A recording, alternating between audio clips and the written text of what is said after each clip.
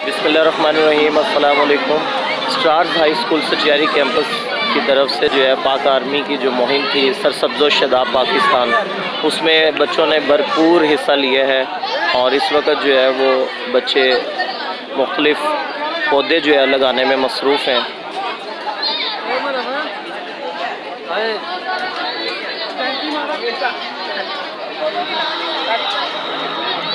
ये 8 क्लास है।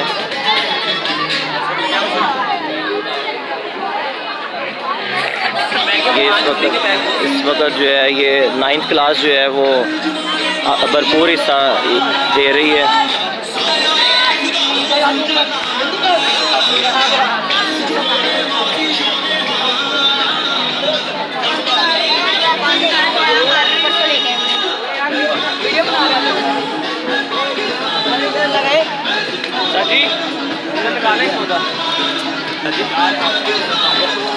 ये मेरा पौधा